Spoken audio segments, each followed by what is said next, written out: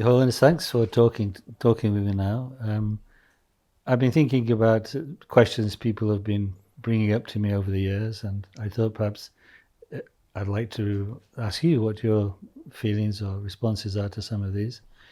So one is very important. I also think it's important looking around the Dharma world at the moment.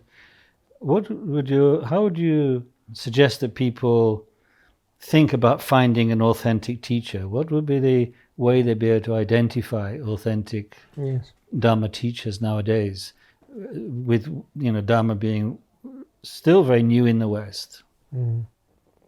I like to think of that. Those not tantras or sutras or even shastras, but there are a few of those poetic lines that quite a number of Tibetan Buddhist masters have said in the past. Things like as long as there's devotion, then bodhisattva or bodhisattvas are sort of simply around. I like to think of that. It gives me great comfort because I don't know, not to think of it in a morbid way, but somehow I suppose probably those poets are sort of put in a manner, probably in a more poetic way, and so therefore to say as if where there's darkness there's light or something like that, but of course that gets idealized very often. But otherwise I like that idea that or that feeling probably that Buddhas and Bodhisattvas, their activity is endless, limitless, timeless, and so in that sense it's always present. So in that sense probably what I'm about to say sort of thing probably is not too dramatic, aspirations, blessings, especially when we talk about aspiration of bodhisattvas, it seems to overwhelm all of the emotions, all of the conditions or universes of conditions. That's not to say somehow the good will always win in that sort of format, but yeah, that's there. So anyway, having said all that, then the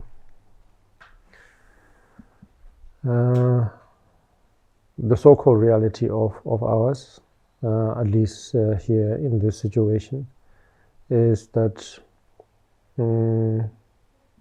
if I use the word appalling, probably is not so auspicious, but nevertheless it's quite appalling. Yes. And meaning that probably it was always that way. Yeah.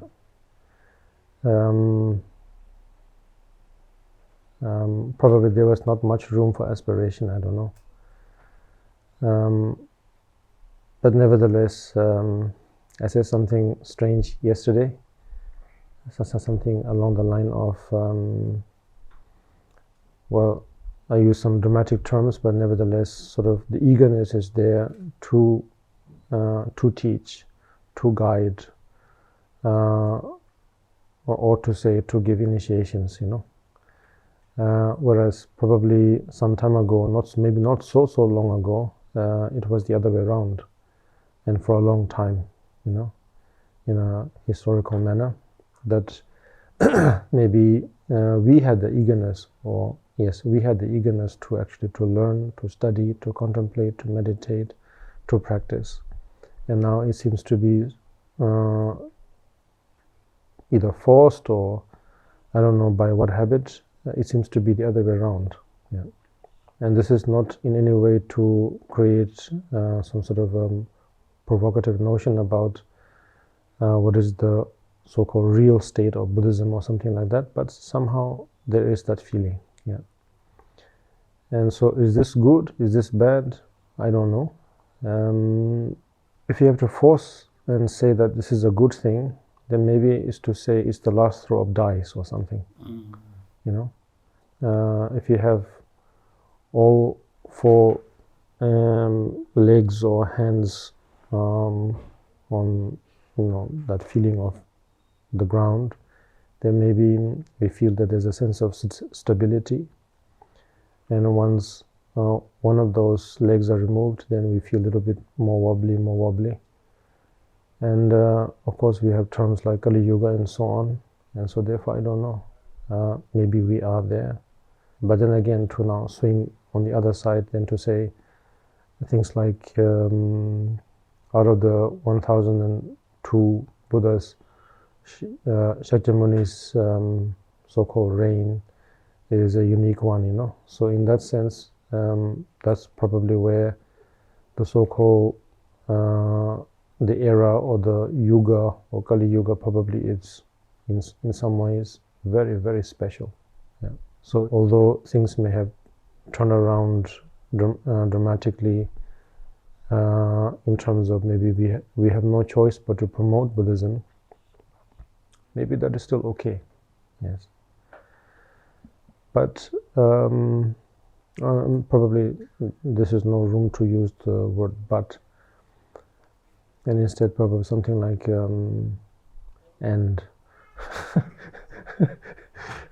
Different conjunction. Yes. And therefore,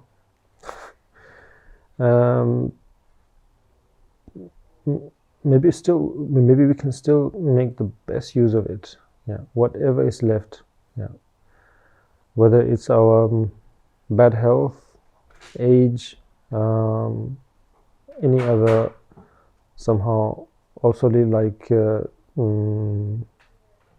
state, we can still do something. And in that sense, not really to emphasize the word hope in English, but probably maybe there are countless of opportunities, if you are keen. Yeah. But keenness, I think, is still there. I can see it everywhere. And it's especially wonderful to see that in what we say the next generation. It's wonderful to see that. It's too foreign for them, it's too different for them, yet nevertheless when you see that that out of the ordinary factor, then you almost for a moment there would like to believe that probably a lotus out of the mud probably is still possible, And so in that sense, yes, hope probably is there. But how do we nurture that? Yes. And so therefore, that nurturing aspect, I think it depends a lot on what we say master and apprentice, or masters and disciple or teacher-student bond is still very much alive, I suppose, Having said that, is it some sort of a gamble? Probably it always was, it always is, it will always be, meaning that it is always a surprise, Yeah. I mean, that's still putting it very mildly, yeah. Meaning any one of us, whether we think of ourselves as a teacher or a student, until we get that aha moment, and the genuine one, then until then we can still, I don't know, deviate our way. Yeah, I think it's always possible. And so in that sense, the version of Buddhism that we, not to say way, that is, if it's coming from a good heart, then that is portrayed around is probably focusing on that aspect, because we have probably no real room to talk about the real preciousness of Dharma, Buddha Dharma. It's too far. And instead, we have to talk more along the lines of human emotions, everyday things, to a point where maybe we develop some sense of comfort, stability, and mostly merit, meaning not emphasizing too much about the wisdom, and mostly about merit. And merit, I think it begins from home, whatever version of home we have. Meaning we could be at a very certain stage of or age of life and still struggle to find a sense of home, and so I don't know, Buddhist environment, whatever version that we have, form that we have at the moment, probably it's a feeling of home. That's all we are trying to give, I think, at the moment. And so through that, whatever humanly possible sense of stability is probably at the moment the main thing we can do. And so therefore, I'm trying to kind of link that with the so-called next generation, And so therefore, those sparks are there in, every now and then. Now, how do we nurture that, And so therefore, teacher-student relationship, I don't know exactly what it is, but I think it's something about nurturing that, gardening that, not guarding that, but gardening that. We may have to do a bit of trimming every now and then, but nevertheless, we let it more or less grow in the way it wants to grow, yet at the same time, just be there, from our, not to say from our side, but if we are playing the role of a teacher, I think, to just be there, not to force anything, but just to be there. That's why, to me, the only grandparent figure was my late grandmother, from my father's side. And probably something that I think maybe all of us can relate to, or more or less, is that maybe it's her age factor, I don't know. Having been there, done that sort of situation that she went through. And so therefore, she was just there, for all those moments that she was able to, Not to say anything nowadays, this sort of thing like rebellious things about one's parents or something like that. Not in that sense, But there is a different factor, There's a different quality. Because parents have no choice but to be a little bit more than being a gardener, whereas grandparents, they have that leisure of just being there. So therefore, if we are to take up that role of a teacher, it's not to say, it's because of Kali Yuga that we can only play a grandparent role. But probably that's more or less where it is at the moment. I don't know how it will turn out, or change or form in time, I don't know. Maybe it'll take a great turn and suddenly, the heydays will come back or something, I don't know. But nevertheless, this is my feeling. And so therefore, in that sense, just being there, being present, and I think that itself takes immense responsibility, I really feel, because that means time, basically, and so therefore it's difficult to afford that time, I think that one of the things over the decades now, I see people come and go in the Dharma, Yes. and seem to lose inspiration. I mean, equally, there are many people who've lasted, who've persevered, who are still practicing after several decades, and Yes. that's wonderful. But yeah, there are people who, when they come, they're full of enthusiasm and often quite clever, and seem to take the Dharma seriously. You know, they're philosophically convinced by it, and even do practice, even sometimes quite serious practice, like Kagyu or whatever, and then they fade. Yes. And of course, their stories are all probably going to be different, but I wonder, and it's not for us to go and intervene and pull them back to the Dharma, I know that's true, but what do you think is the people who recognize their fading inspiration, what do you think they can do? Not much, to be really honest. Not much. And that's why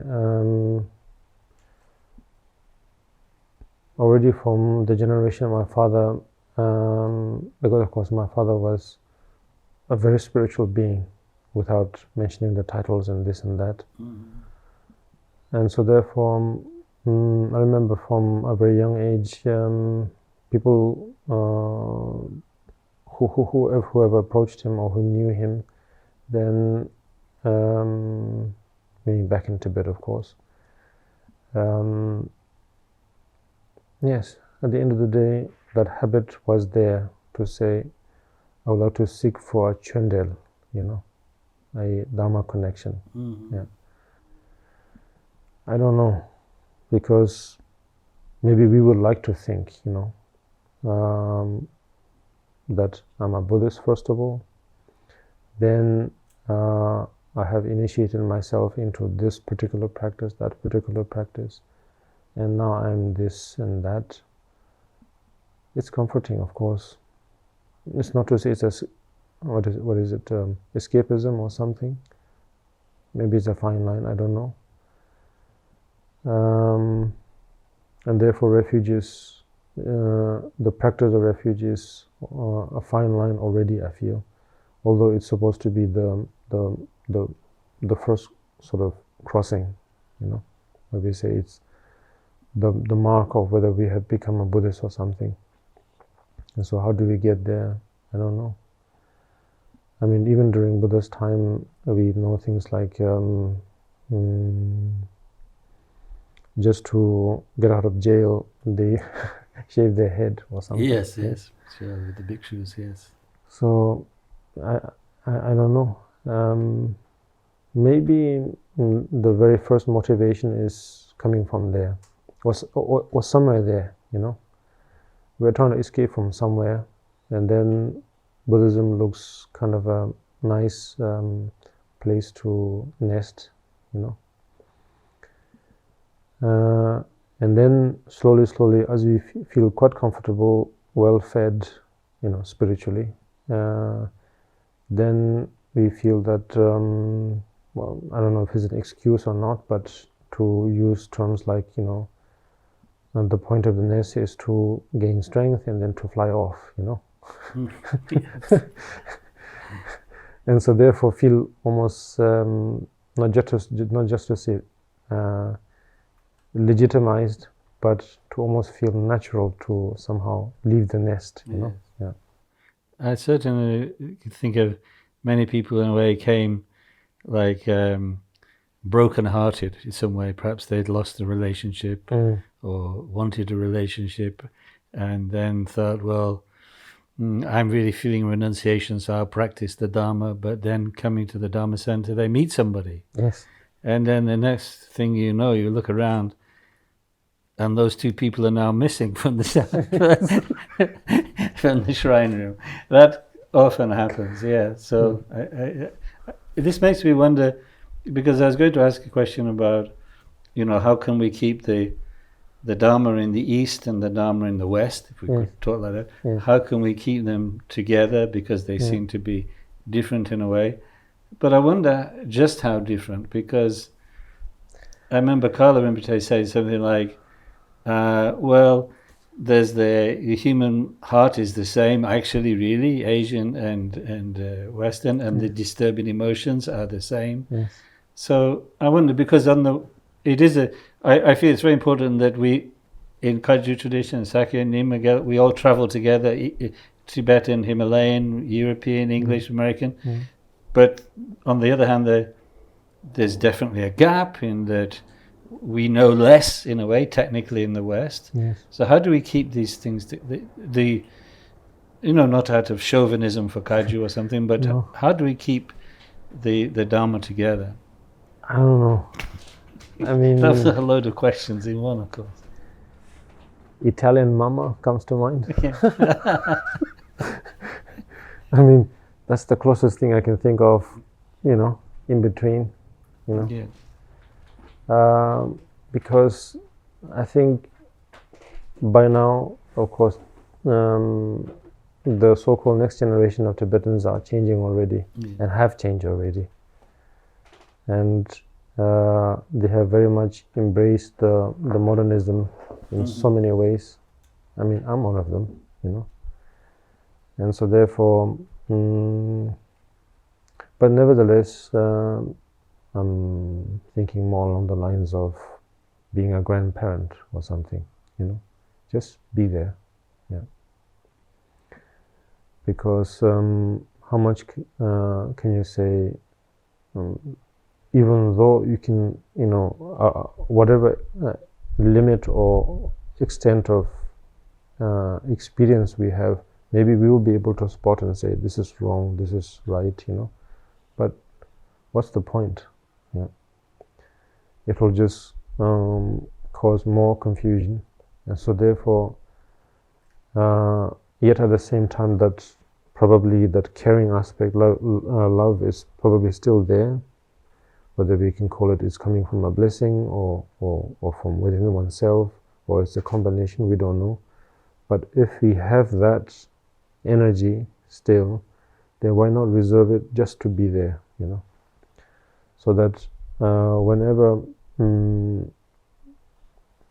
yes, they wander off, but at some point they, again, because they thought it's a nest, they all kind of come back to the nest, yes. And so therefore just be there, and then it's not really something to do with giving a second chance or something, or third chance or many chances or something. It's nothing to do with giving a chance or something. I think it's just being there, and probably that's the best we can do. It's funny because at the Doji Pamo initiation that you gave yesterday, there's a couple of people I thought had really wandered off, who hadn't seen for many years. They were there. So it seems like, in a way, you're suggesting that the way, to the extent we do some practice and try to live up to the bodhisattva vow, the outcome of that would be just being there. I suppose. I mean, I've known not that many, of course, but the few that I've come across, starting from, of course, late Sharmar Rinpoche, and then quite a number of teachers, but not too many. And of course, all of the advisors and guides, they all at the end come or arrive at the same point, but the way they guide is all very unique and different. And some of the most orthodox, let's say, the ones, when I really think of it, it's also very interesting. And I think probably it was somewhere along the line of what Rinpoche used to pretty much used to advise, I think, to say that it doesn't matter whether someone can become a monk or a nun, how long they can keep the vows, doesn't matter. Just ordain them, Yeah. Doesn't matter. For however long a period they are able to keep the vows, for that period they have accumulated the merit. Good, sort of almost straightforward. And in that sense also to say, don't bother, just give them the highest of the initiations, And yes, it is almost guaranteed that they will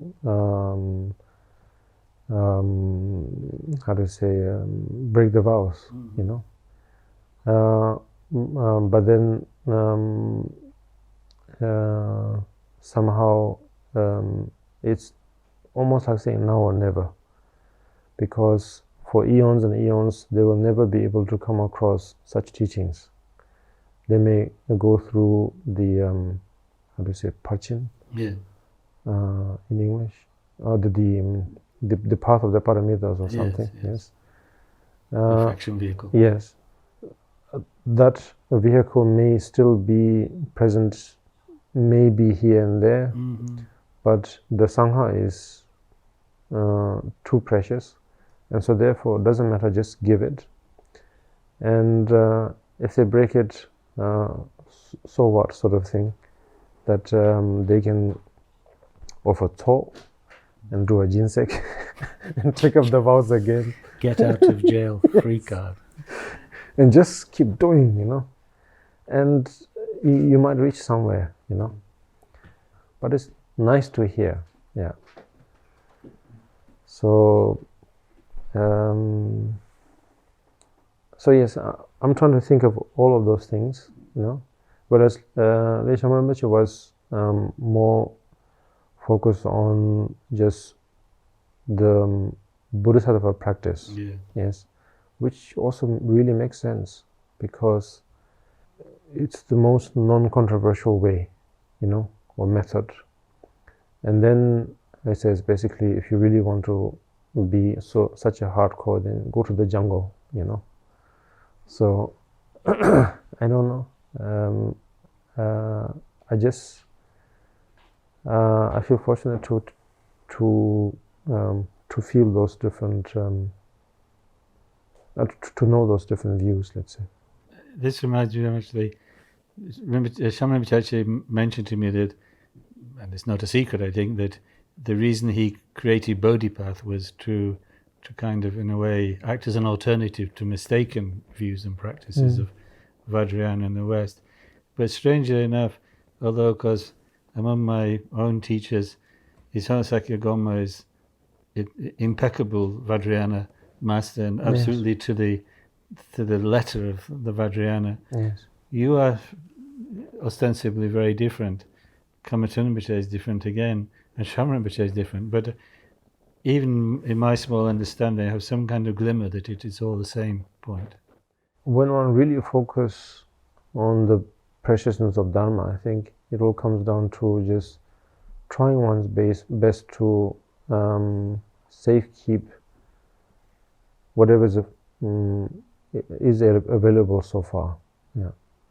So therefore, probably whatever forms of communities or practices that is existing, just trying to safekeep that, and meaning particularly the monastic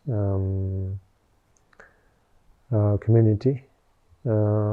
It's not to say this monastic community is better or more precious than others or something like that. Not in that sense at all.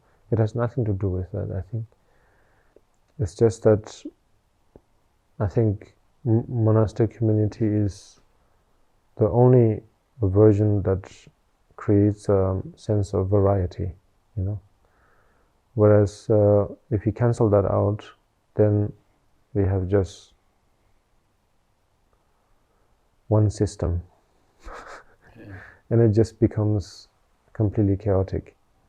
Whereas the monastic community is and will always be a minority, of course, and even though it's very precious, will it always stay pristine?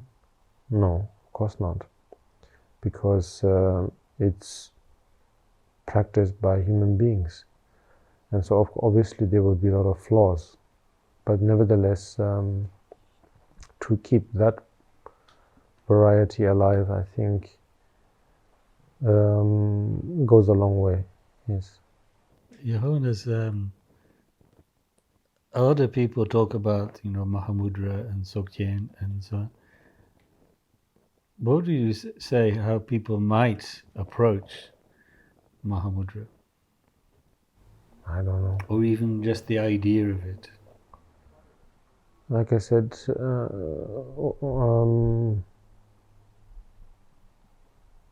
I think it's just too far away. I'm not saying this because we are immature, we are too childish or something like that. It's just that right now we are simply too busy, simply just too busy, and so therefore we don't have the calming ability. Yes. Although of course it's right there at the moment, and at some point it will disappear. That's for sure. Like with everything, it will disappear. And is it a pity? Yes. But what can we do? It's just that's how things are. And so therefore, more than really thinking about guiding or teaching, I think at the end of the day, if we can just, not to say in a selfish way, of course, to say, forget, sentient beings or something like that, but the reality is somewhere where if you are able to just focus on our own practice and stay as true as possible to that practice, probably that will go a long way, and I think often most of the so-called great bodhisattvas activities, I think it all begins from there. I think,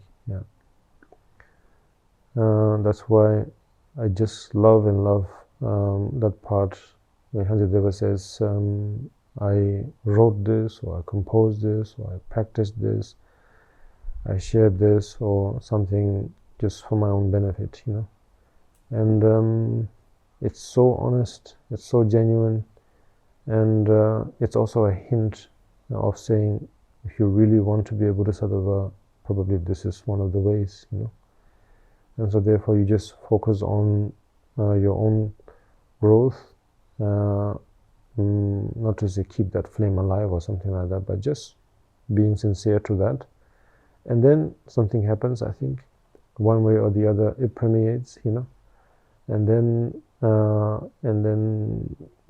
it just sort of attracts. Yes.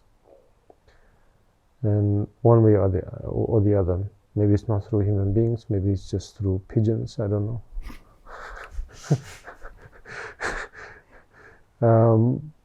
But yes, one way or the other, it just happens, and then before we know, we can almost feel like it's part of history and recorded and so on, and give it a big title. Mahamudra. Yeah, I don't know what is the next term. I don't know. Yes. Number one. Yeah, I remember in the 70s we were all talking about Mahamudra, Yes. and want to do that, and then people got a little bored with that, and then the next thing was dzog. Yes. And then after that people got a little bored with dzog and became pun. Yes. And so it went on. Yes. Of course, nobody realized anything, but I should have said number one in this sense, yeah. Yeah. Your Holiness, jumping to something really different, because you've answered many of the questions I was going to ask anyway, just incidentally. I mean, in any given Dharma community, and I don't want to use the word Sangha because I think we should reserve that for real Sangha, but any Dharma community, there naturally and properly, I think, many different opinions about things, social things, secular things. how do people handle like political, if they have strong political views and somebody else in the Sangha has different set of political views in the Dharma community? How should people relate to that? How should they handle it? Just like, I suppose, during COVID. Yes. Yes.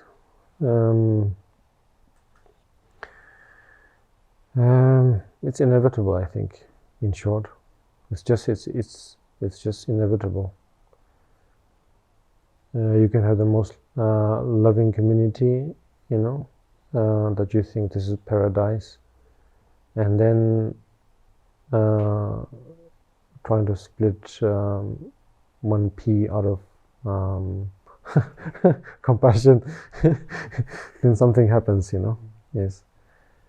And so therefore, it's inevitable. Yeah. And so therefore, I think we just have to know that, I think, that it's inevitable. Yeah. Or be aware of that. And then that's about it. That splitting, or we say, in a more positive sense, constructive views, or different views. I suppose they have their own place, because we can see it on a physical level that if there is a cell, it is inevitable, or it is in its nature to just split, to just to infinity, and so therefore that's exactly how it will be, I suppose. And so therefore there will never be that one family, probably the term, I don't know what the English term family really means, but the idea of it, if you really think about it, I think is something like saying a rough labeling of some sort of some aspect of diversification or something. And so therefore it's saying, I accept it, because it's just splits continuously. And so therefore, when something begins to have a certain form, then right there and then, it's the beginning of the division. Like the 18 early schools. Yes. So just it's not to say it's a sad thing, I think, but it's just that's how it is, I think. Yeah. Your Holiness, how would you, it's not a tricky question, but a big question, right? How would you suggest we view Sharmar Rinpoche's legacy? It's 10 years since he passed. He was here with us just 10 years ago in this very room. And of course, it still echoes very much in our mind, to most Kagyu people in the West. How would you say, he's too vast to sum up, but how should we regard his legacy? Guru Yoga, I don't know. Soon after his parinirvana, then one of our friends came forth with the version of his Guru Yoga, late Sharmar Rinpoche's Guru Yoga.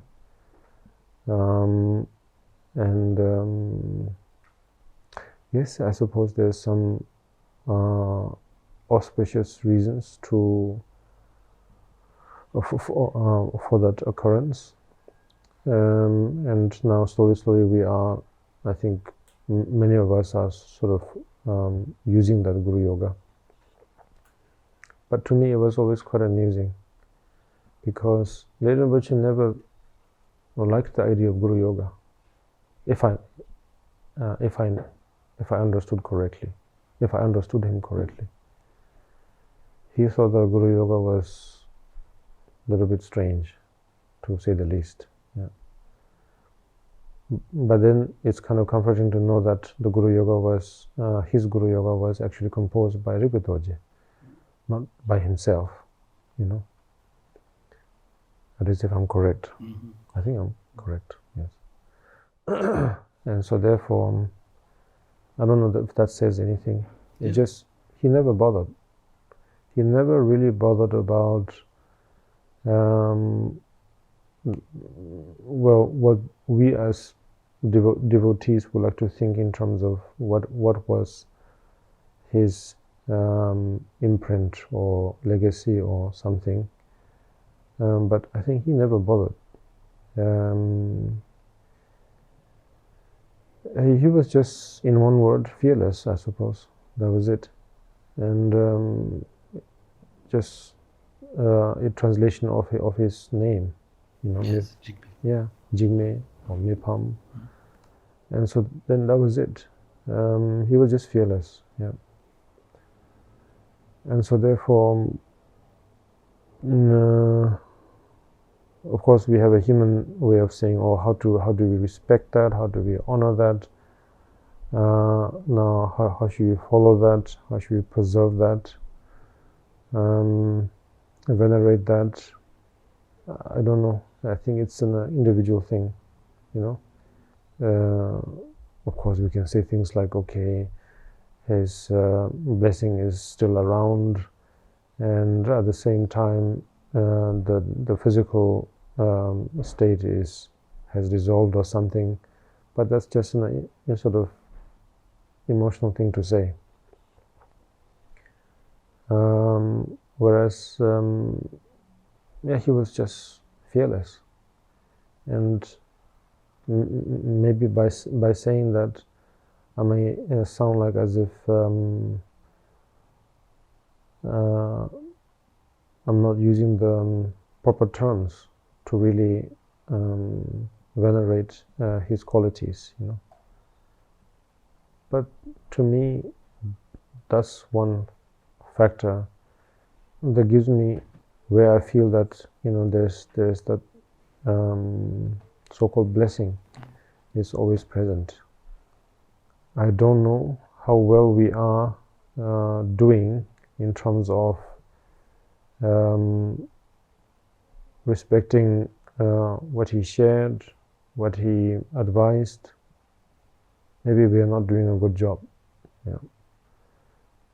Most likely we are not doing a good job, to be really honest.